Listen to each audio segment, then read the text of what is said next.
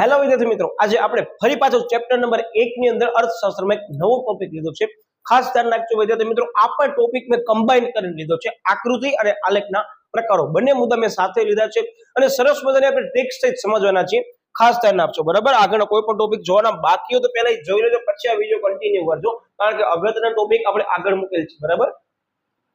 મિત્રો હવે તમે જોઈ શકતા હશો અહીંયા છે આકૃતિના પ્રકારો. જનરલી મેં તમને અગાઉ કીધું હતું, ફરી પાછું કહી દઉં, અર્થ સહિત આપણને આ મુદ્દો કરવાનો રહેશે. મેં તમને કીધું હતો કે આ મુદ્દાને અર્થ સાથે કરવું પડશે. કેટલીક વખત એમ કે છે અર્થ અને પ્રકાર જણાવો.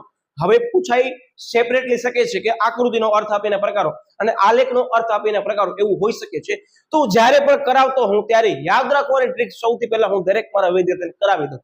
હા, કોન્સેપ્ચ્યુઅલ આપણે જોવા જઈએ તો આની વિસ્તૃત સમજૂતી આપણે આલેખ અને આકૃતિ કેમ દોરાય છે એની વિડીયોની અંદર મેં લઈ લીધી છે. અહીંયા કોન્સેપ્ચ્યુઅલ સમજૂતી હું એટલે નથી લેતો વિદ્યાર્થી મિત્રો, કારણ કે આપણને સમય વધારે લાગી શકે છે. હા, એના એક્ઝામ્પલ તમારા સમક્ષ હું રજૂ કરી દઉં છું, પણ કેમ યાદ રાખવાનો છે તો મારા દરેક વિદ્યાર્થીને કહું કે એક સરસ મજાનો પિક્ચર છે. પિક્ચર એટલે સાહેબ આ ચિત્ર કહેવાય. હા, એ ચિત્ર કહેવાય. આ ચિત્રની અંદર શું તમને જોવા મળશે સાહેબ? આ ચિત્રની અંદર એક વૃત્તાંશ દોરેલો છે. હા, વૃત્તાંશ આવવું જોઈએ. યસ, આ વૃત્તાંશ ની અંદર સાહેબ આ છે ને સમય દેખાડે છે ઘડિયાળની જેમ જ. હા, ઘડિયાળ જ દોર્યો કહેવાય. ઓકે, હવે આ ઘડિયાળ છે એનો મતલબ સમય છે. તો આ હું જે ચર્ચા કરું છું ને પ્રકાર છે વિદ્યાર્થી મિત્રો આકૃતિના, કે યસ ચિત્તાકૃતિ એટલે સૌથી પહેલા ચિત્ર આવી ગયો. યસ, વૃત્તાંશ આકૃતિ એટલે વૃત્તાંશ આવી ગયો.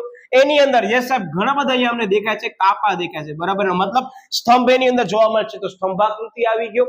પછી વિદ્યાર્થી મિત્રો ઘણા બધા બિંદુઓ તમને જોવા મળશે. યસ સાહેબ, આ બિંદુઓ એટલે શું? યસ સાહેબ, બિંદુઓ એટલે એરો. યસ, આની અંદર મુદ્દો જ આવે છે, છૂટાછવાયા બિંદુ અથવા વિકર્ણ દર્શાવતી આકૃતિ. યાદ રાખવા માટે કરીને છે.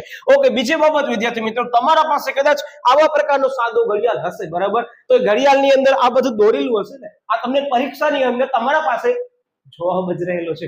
આની અંદર ઘણા બધા બિંદુ તમને ઘડિયાળમાં દેખાતા હશે. પછી છૂટાછવાયા હશે. યસ સાહેબ, છૂટાછવાયા બિંદુ હશે. પછી યસ સાહેબ આની અંદર કાપાઈ દોરેલા હશે. આ ભલે અત્યારે આની અંદર ઘડિયાળમાં સમય અલગ છે, પણ સ્તંભ પર દોરાતો હશે. મેં તમને કીધું આવી રીતે. યસ, બીજી બાબત આની અંદર સ્તંભાકૃતિ આવી ગઈ. પછી સાહેબ આ પિક્ચર છે એટલે ચિત્રાકૃતિ આવી ગઈ. બિંદુઓ છે એટલે બિંદુઓ આધારે તમને કીધું એ આવી ગયો. પછી વૃત્તાંશ દેખાય છે, સર્કલ, વૃત્તાંશ આકૃતિ આવી ગઈ. પછી સ્તંભ અંદર દેખાય છે, સ્તંભાકૃતિ આવી ગઈ. સાહેબ આ શું કરાવ્યું? રમતા રમતા મેં તમને તમારી પાસે રહેલો જવાબ દેખાડ્યો. કે પરીક્ષાની અંદર તમે સાદું નોર્મલ ઘડિયાળ પહેરીને ગયા છો, સ્માર્ટ વોચ નહીં હોય તો તમારા પાસે જવાબ મળી ગયા આકૃતિના. ક્લિયર થઈ ગયો? આ શું કામ આપ્યું? મને ખ્યાલ છે ઘણા બધા વિદ્યાર્થીઓ અહીંયા મિસ્ટેક કરે છે. પૂછ્યું હોય અલગ, લખી આવે કઈક અલગ. એટલે મેં ટ્રિક્સ કીધી છે. બીજી બાબત આની વિસ્તૃત સમજૂતી આપણે જોઈ લીધી. કોને હિસ્ટોગ્રામ કહેવાય? હવે તમને સમજાવવા જાવ ને વિદ્યાર્થી મિત્રો, ચિત્રાકૃતિ વિદ્યાર્થી તમે જોઈએ છે, આગળ મેં ચર્ચા કરી તફાવત વખતે કે નાના છોકરાઓ ધોરણ 5 ની અંદર અત્યારે વિદ્યાર્થી મિત્રો લોકો એમ જ કે 5 સફરજન છે તો એને આકૃતિમાં દર્શાવો. તો 5 સફરજનને વિદ્યાર્થી મિત્રો આકૃતિની અંદર દર્શાવવું હોય તો કેમ દર્શાવશો? તો એ લોકોની આકૃતિમાં વિદ્યાર્થી મિત્રો 5 સફરજન દોરેલા હશે. સમજાવવા માટે માત્ર લીધું છે, પરીક્ષામાં તમને દોરવાનું નથી. પછી યસ, છૂટાછવાયા બિંદુ સ્વરૂપે અથવા વિકર્ણ દર્શાવતી આકૃતિ તમે જોઈ હશે. યસ, આંકડા શાસ્ત્રમાં આવી ગયું હશે. આવી રીતે છૂટાછવાયા બિંદુનું એ લોકો જોઈન્ટ કરતા હશે ઈ. યસ, પછી સમય આધારિત અથવા અન્ય પરિબળ આધારિત રેખાકૃતિ વિદ્યાર્થી મિત્રો લાઈન ડાયાગ્રામ હમણાં કીધું મોસ્ટ આઈએમપી છે. આ બોર્ડની અંદર યસ 2 વખત પૂછાણો છે અને લાસ્ટ વખત પૂછાઈ ગયો છે, જેની અંદર ઘણા બધા વિદ્યાર્થીઓ શું કર્યું ખબર છે? જોયો જ નહીં, સીધો ટેબલ દેખાણો, એ લોકો દોર નાખ્યો સ્તંભ, સાદી સ્તંભાકૃતિ દોરી આવ્યા છે. એટલે હું તમને ચેતવણી નથી આપતો, તમને એટલું જ કહીશ, તમે ધ્યાન રાખજો. એ પરીક્ષાની અંદર રેખાકૃતિ પણ પૂછાય છે. સમજૂતી આપણે લઈ લીધી છે, અહીંયા હું નથી લેવાનો વિસ્તૃત સમજૂતી. તો આ રેખાકૃતિ પણ દોરવાની. પછી વર્તુળ આકૃતિ આગળ જોવા મળશે. સ્તંભાકૃતિ એ આલેખ પણ છે, તમને કીધું સ્તંભાલેખ પણ જોવા મળશે. પછી વૃત્તાંશ આકૃતિ તમે જોયો છો, તમારા પાસે 360 ડિગ્રી કર્વનો એક વૃત્તાંશ પાઈ જેને આપણે કહીએ, કે જેનું આખી સમજૂતી મેં 1 માર્કના વિડીયોમાં આપણે કીધી છે. વૃત્તાંશ આકૃતિ એટલે શું? સૂત્ર અવશ્ય કરીને જજો. મેં ત્યાં પણ કીધું તું, ફરી પાછું તમને કહું છું, તમે ભૂલ ન કરજો, બરાબર. એટલે આ વસ્તુ વિદ્યાર્થી મિત્રો ખાસ કરવાની છે. સેપરેટલી 2 ગુણની અંદર આવી શકે છે. આકૃતિને આલેખના પ્રકારના પ્રશ્નો કયા આવૃત્તિ વિતરણમાં દોરવામાં આવે છે? ન મૂકજો એક પ્રશ્ન, બરાબર. ઘણો કામ આવશે પરીક્ષાની અંદર. અને આમ જ યાદ રાખવાનો છે. ત્યાં તમે ગૂંકવા જશો તો મિક્સ થઈ આવશે, પૂછ્યું કાંઈક હશે, લખી કાંઈક નાખશો ને માર્ક્સ કંઈક અલગ જ મળશે, તમે ધ્યાન રાખજો, બરાબર? એટલે જ મેં ટ્રિક્સ આપી છે.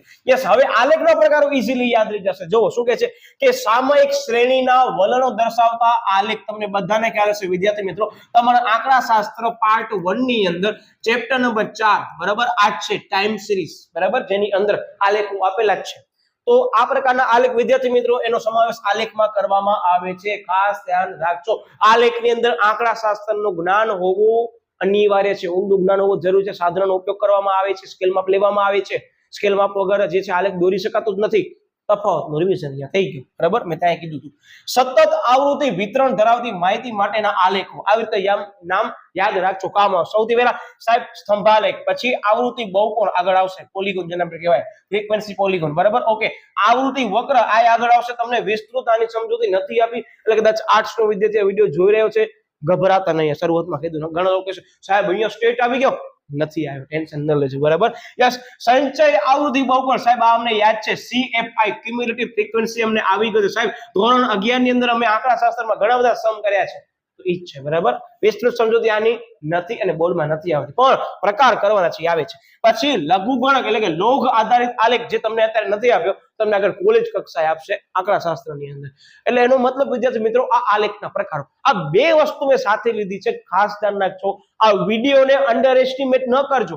પરીક્ષા વખતે મેં જે ટ્રિક્સ આપી હતી ખાસ વિદ્યાર્થી મિત્રો ફરજિયાત પ્રમાણમાં તમને કરીને જોવાની છે, જેથી કરી તમે સારા એવા ગુણ મેળવી શકો છો. તો મળીએ છીએ વિદ્યાર્થી મિત્રો ફરી પાછા નવા ટોપિક સાથે. ત્યાં સુધી બાય બાય.